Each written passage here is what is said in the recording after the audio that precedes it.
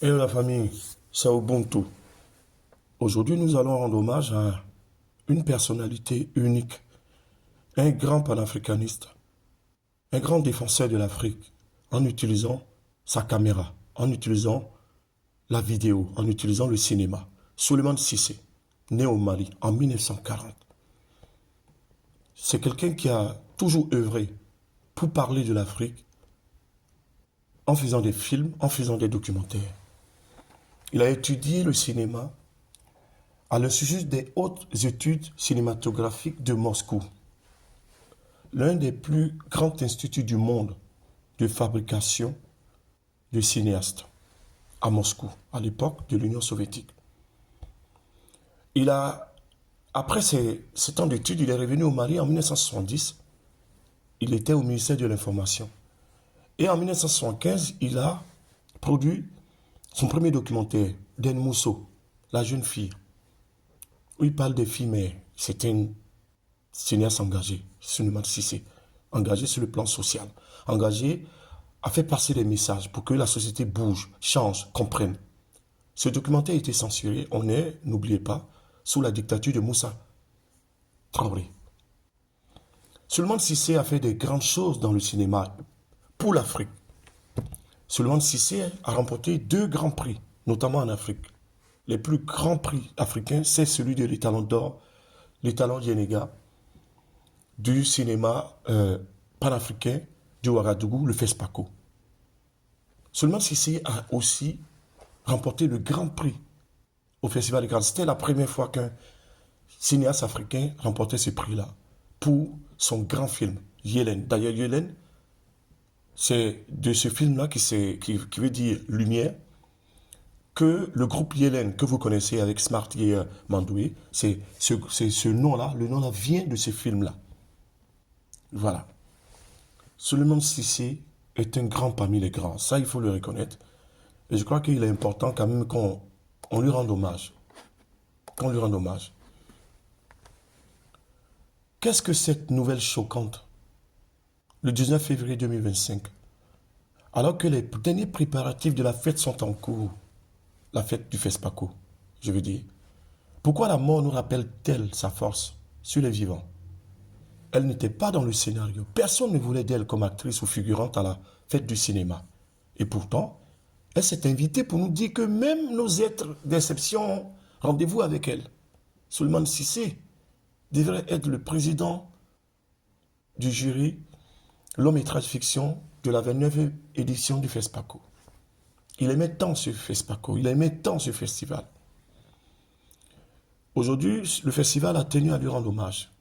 Et nous essayons modestement aussi d'y participer. Nous allons regarder une vidéo hommage et ensuite je vais continuer mon allocution.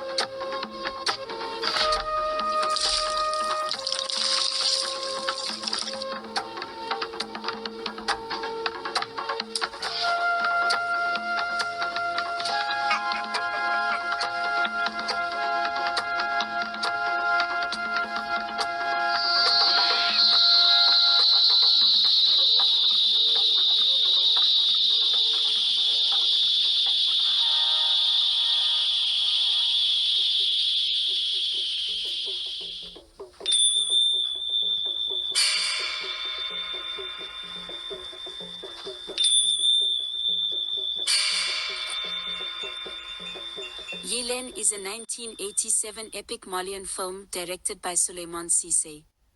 It is a political fable filmed in the Bambara and Fula languages, and is based on a legend told by the Bambara people. Though the era is undefined, it is presumably set in the 13th century in the Mali Empire and is a heroic quest narrative featuring magic and precognition.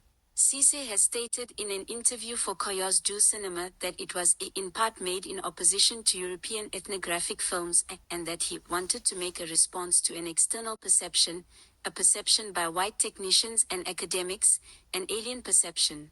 It stars Isiaka Kane as Nyanenkoro, a young African man who possesses magical powers. Niamanto Sanogo plays Nyankoro's father, who is tracking his son through the Bambara, Fulani and Dogon lands of West Africa using a magical wooden post.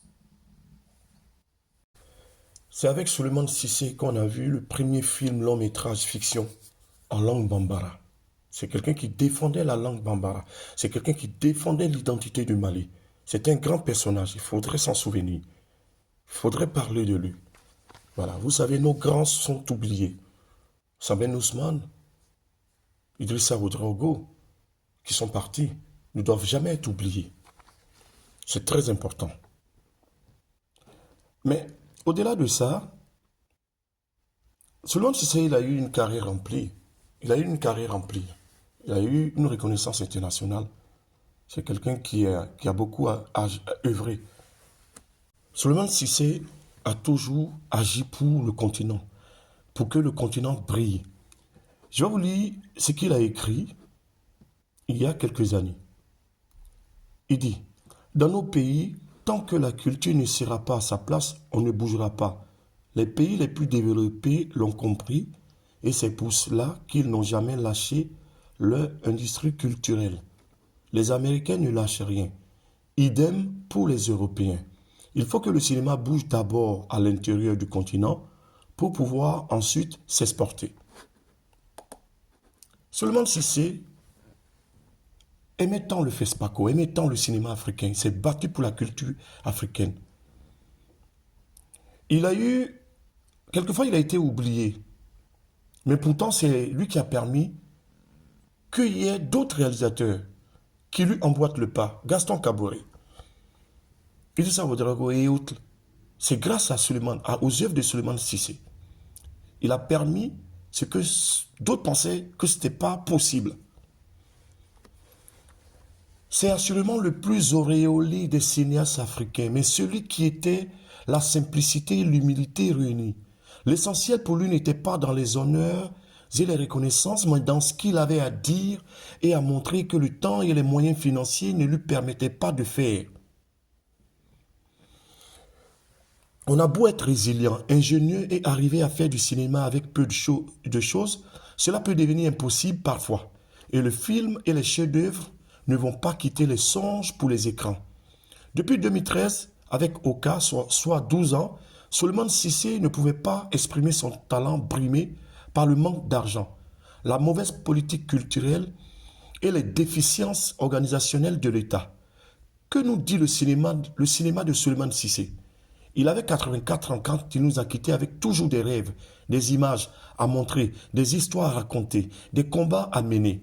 Il n'y a pas de retraite pour les créateurs. Le travail ne s'arrête jamais tant que la vie est là. Et cela est 3 fois plus vrai pour les cinéastes et les créateurs africains.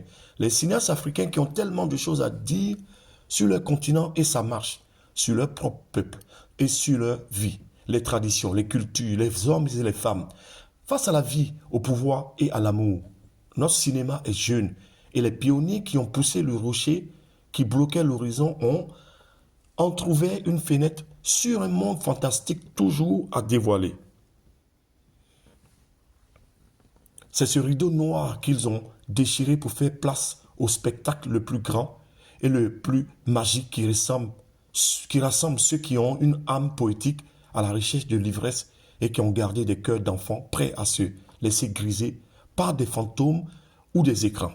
Souleymane Cissé, grâce à sa passion pour le cinéma, ne nous laisse pas seuls et sera toujours avec nous dans les salles de cinéma avec ses films et ceux d'autres cinéastes de notre continent ou d'ailleurs. Ce que je viens de vous lire, c'est un hommage que le Faso.net a voulu rendre à Souleymane Cissé. Voilà.